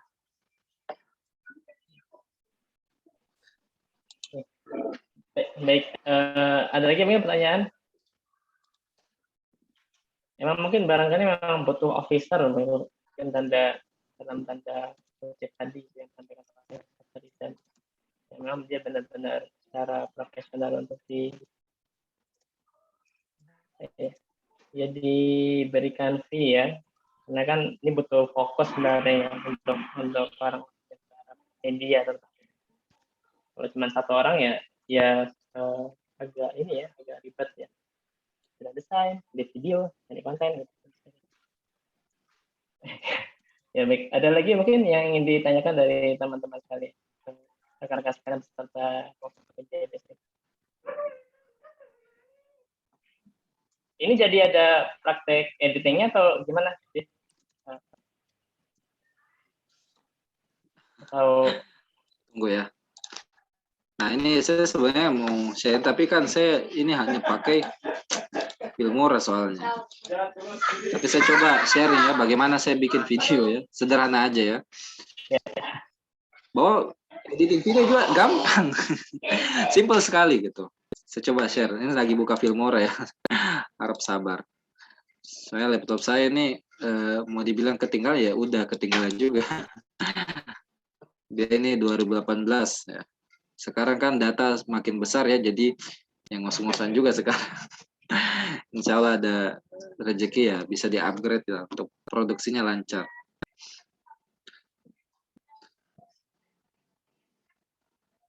Oke, sambil menunggu ya program saya terbuka, silakan kalau ada mau diskusi lagi, monggo. Buka-bukanya. Saya motivasi ya, buatlah segera gitu konten gitu. Dan saya pikir ya kayak tadi ya saya bilang, daripada kita bikin banyak yang kecil-kecil ya personal ya, yang penting kita nyatu gitu ya. Nyatu itu lebih mudah kerjanya dan lebih cepat nanti kita memenuhi syarat monetize dari YouTube itu. Kalau mengandalkan personal itu agak susah. Saya akui ya, saya itu sampai setahun lebih ya baru bisa termonetize ya. Itu sih mungkin agak lama ya menurut saya. Ada yang orang yang 1-2 bulan itu sudah dapat monetize ya, karena kolaborasi saya lihat ya. Cuma ya saya sekali lagi mengingatnya kalau kita sebagai mungkin di BSMI ya konten-kontennya sebisa mungkin memang yang bermanfaat ya. Janganlah konten-konten yang hiburan boleh tapi ya kalau segitu aja sih ya sayang gitu bagi saya.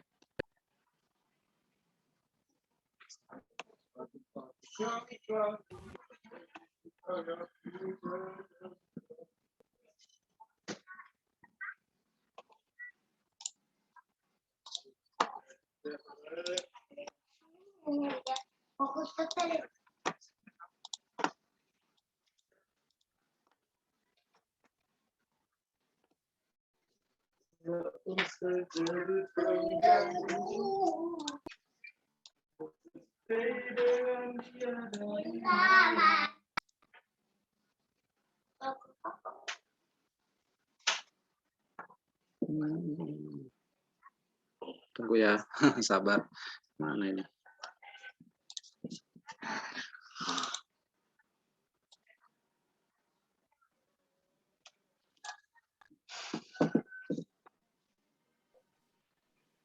Ini dok, sambil nunggu ada yang nanya ini di kolom chat.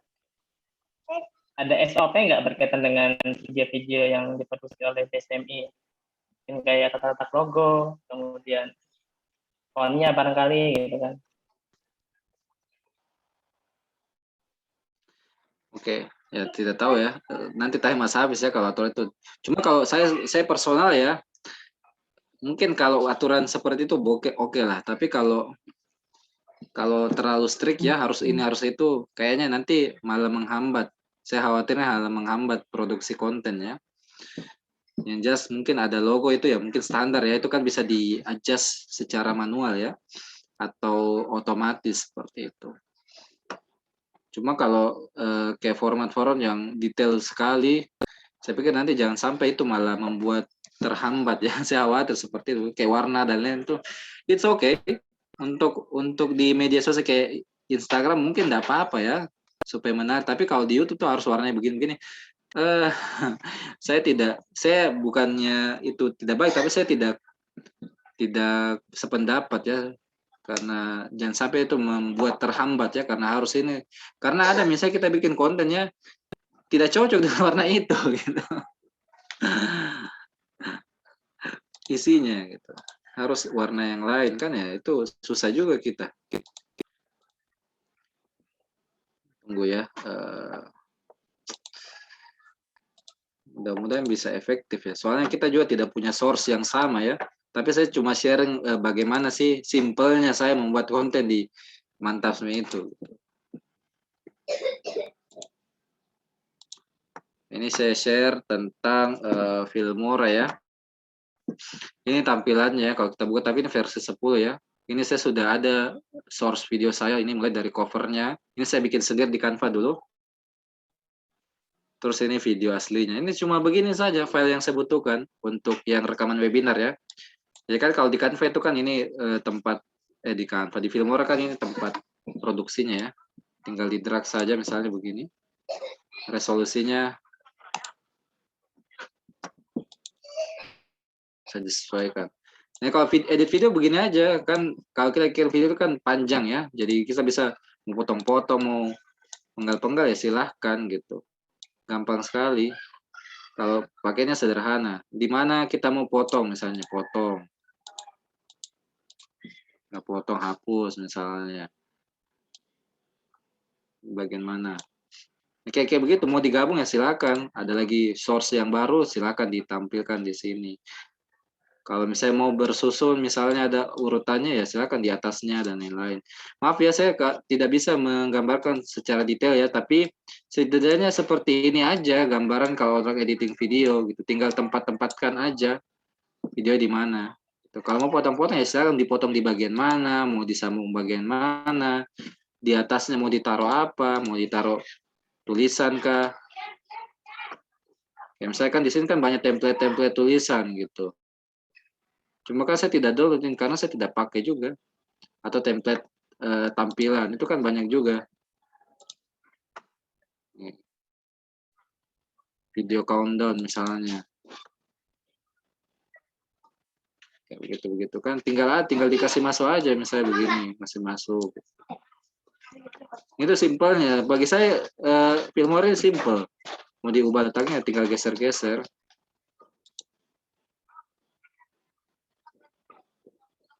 Ya gampang dulu, sakit.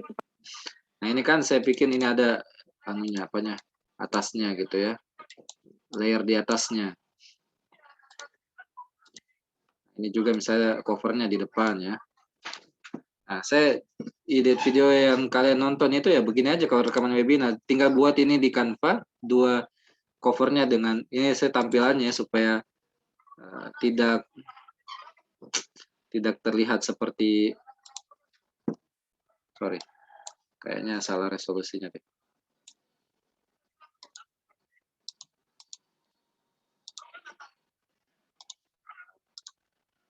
Nah, kalau Filmora kan bisa diatur di awal ya.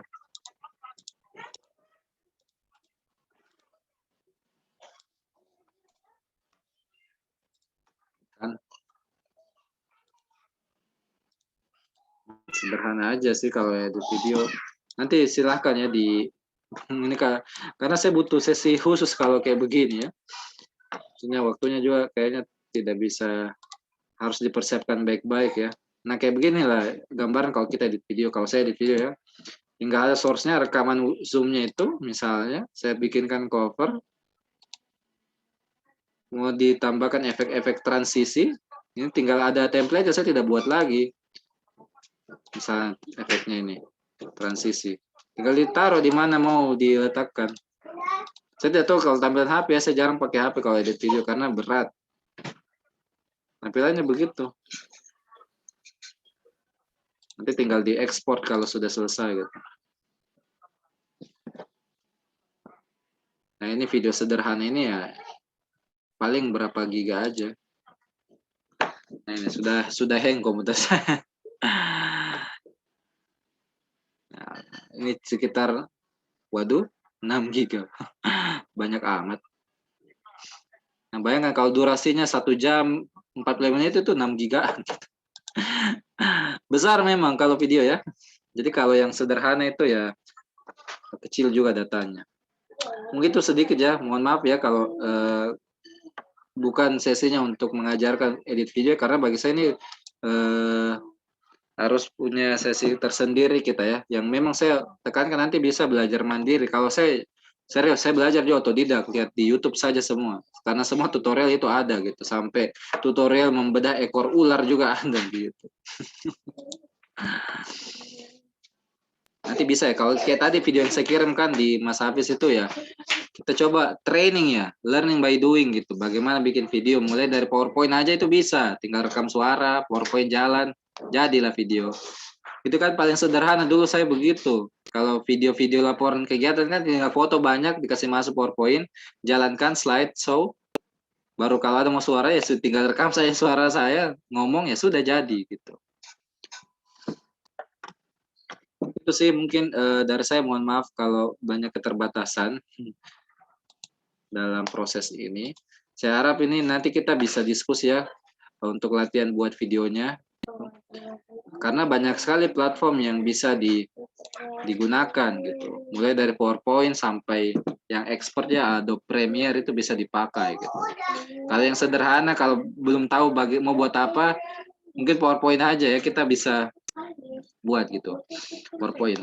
Nah ini yang paling saya juga lupa ya, tentang hak cipta ya. Kadang itu kita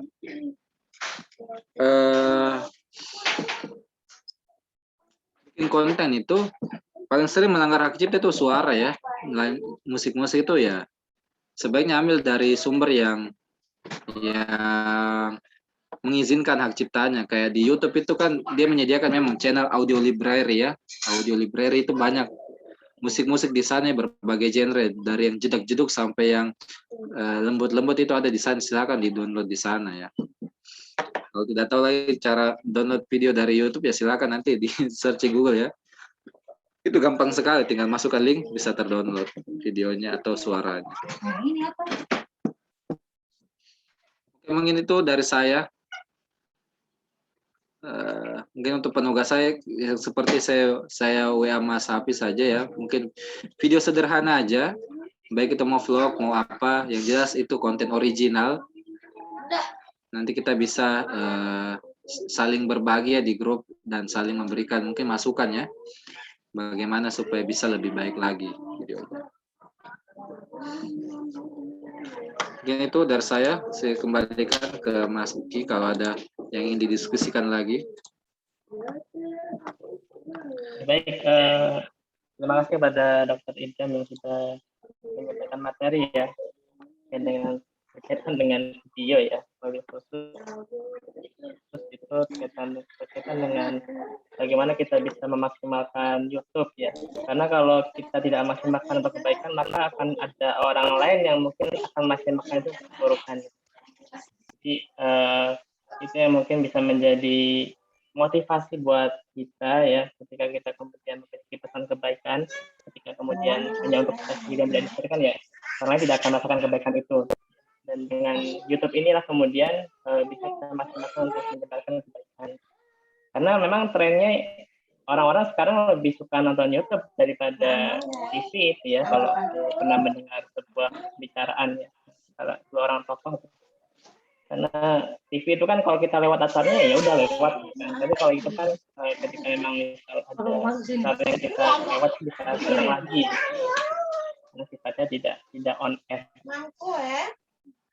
Baik, bagi teman-teman yang masih ada pertanyaan bisa disampaikan untuk materi pada pagi hingga menjelang siang kali ini. Nah, itu ada pertanyaan dari Muhammad Ardi Arya. Saya Mas Hafiz, bagaimana kelanjutan grup tersebut? Itu harus dilanjutkan tuh dok. Jadi kita nanti biar nggak banyak grup, kali ya, saya mohon maaf, mungkin juga kalian, mungkin dokter Ida juga udah buka-bukaan, saya juga buka-bukaan.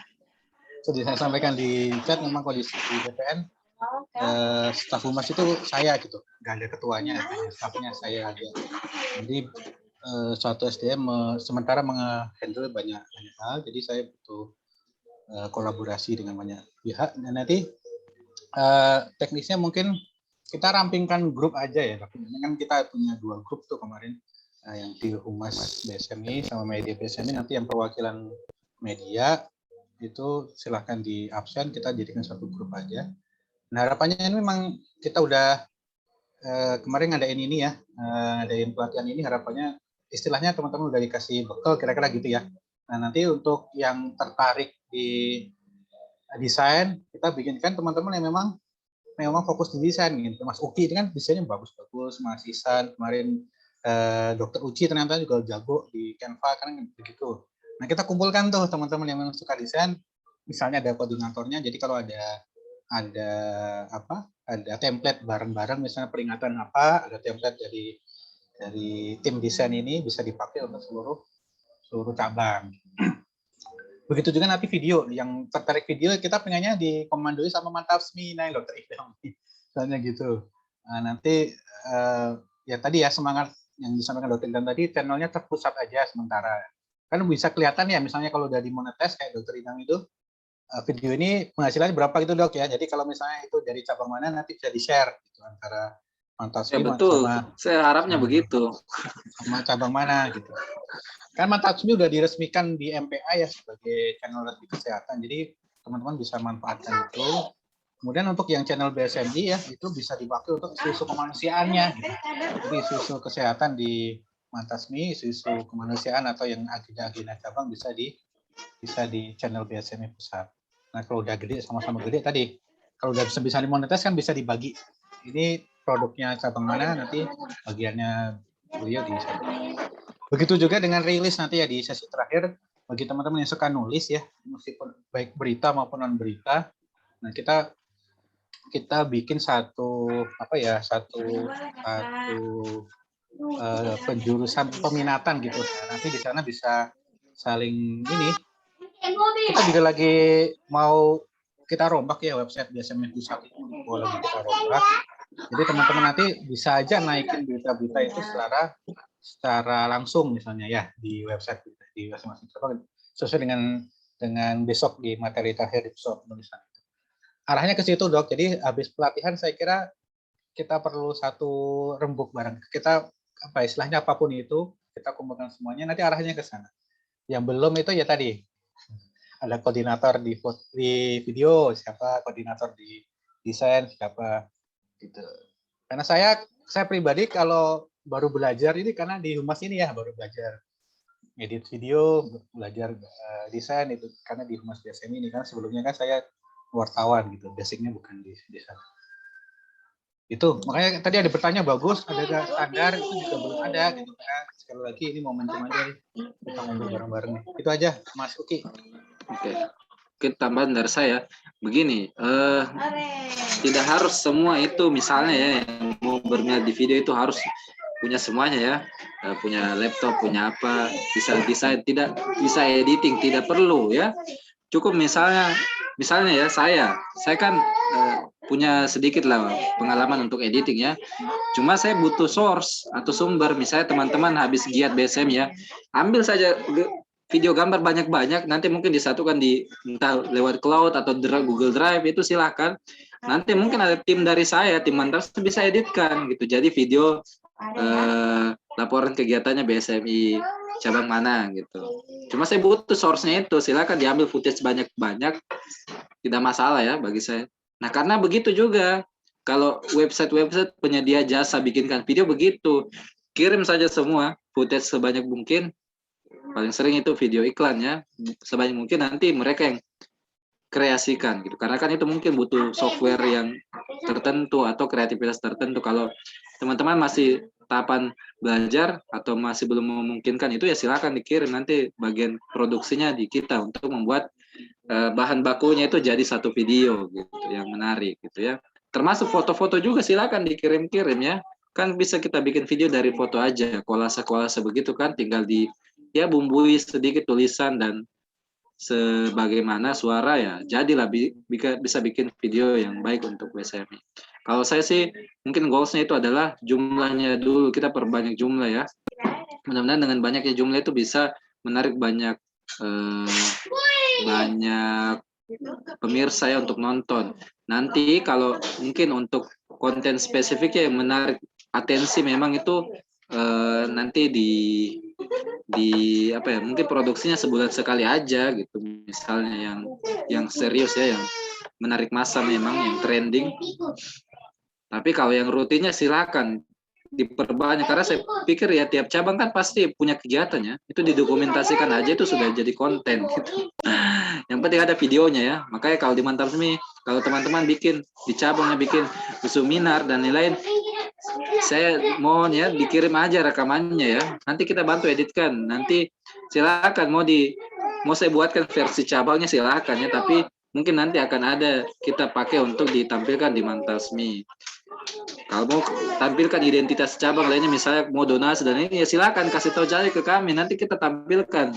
Misalnya ada jalan teks apa, mau donasi program ini silakan hubungi BSMI cabang ini, silakan, saya tidak masalah. Yang jelas kalau kepentingannya kami kan di Mantapnya itu butuh banyak konten sumber atau bahan bakunya gitu. Nanti bisa kita yang eksekusi untuk editingnya. Tidak harus teman-teman di cabang semua yang eksekusi. Harapannya kita bisa menjadi tim yang bisa memfasilitasi itu. Itu sih dari saya. Mantap dok, langsung dieksekusi. Baik, ya terima kasih ya ada Dr. Idam dan Pak Hafiz saja kita memberikan closing statement ya barangkali untuk pertemuan kita pada pagi menjelang sore hari ini. Berarti ya ditunggu Mas Hafiz ini mungkin ada semacam FGD begitu ya untuk sebagai follow up untuk forum ini. Mungkin nanti bisa lebih maksimal ya untuk produksi desain, kemudian video dan rilis ya Pak. Baik, itu barangkali ya.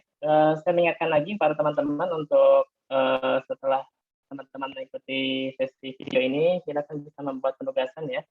Nanti bisa dikirimkan di grup Telegram yang teman-teman sudah bergabung di dalamnya. Kalau misalnya teman-teman belum ada software editing yang memang mungkin barangkali belum support device-nya ya, bisa menggunakan PowerPoint ya untuk editing video. Bentuknya bisa apa ya, aktivitas kemanusiaan ya kalau BSMI ya, atau kesehatan atau info kesehatan. Kalau yang dari umum silakan bisa membuat video tentang usaha atau keseharian. Baik. Nanti dan silakan juga untuk mengisi presensi ya. Yang belum mengisi presensi, saya ingat kembali untuk mengisi presensi ya. Dan baik, ini sudah cukup ya untuk materi ataupun diskusi kita pada pagi menjelang siang kali ini.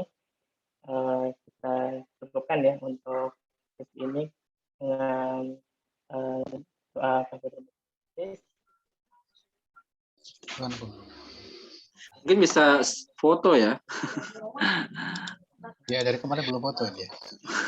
Silakan. Iya, benar, Ayo, foto ya. kita buka videonya. Oh, bisa kirim. Baik, mungkin bisa on cam ya teman-teman. Menyalakan kamera dong, teman-teman ini. Yuk, kameranya dibuka. Silakan di on cam nih teman-teman kameranya.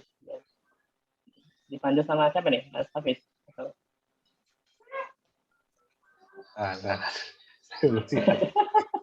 Yo, buka yo. Ya, silakan dibuka ya, teman-teman. Tapi banyak yang belum.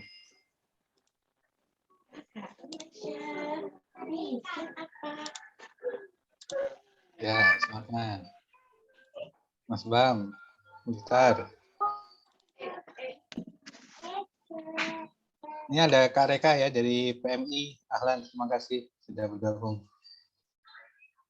Kak Roma, Mojokerto, Kak Reni, silakan dibuka kameranya sebentar. Kak Sulis. Lagi menyiapkan makan siang ini ya.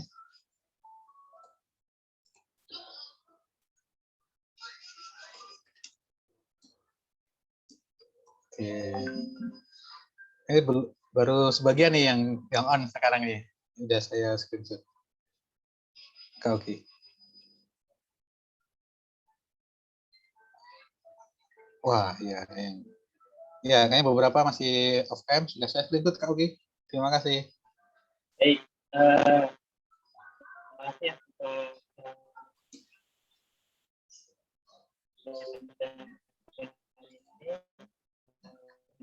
ya,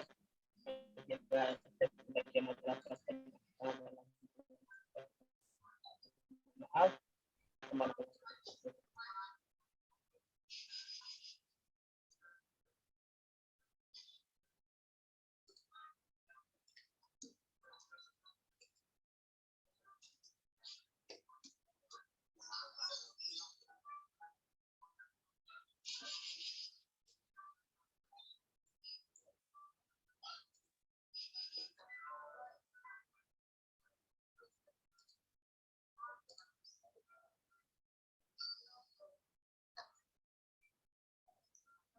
Ya, terima kasih teman-teman semuanya ya. Kak Ugi masih sudah mengawal acara. Dokter Ida, mohon izin nanti materinya boleh di-share di grup Telegram, Dok.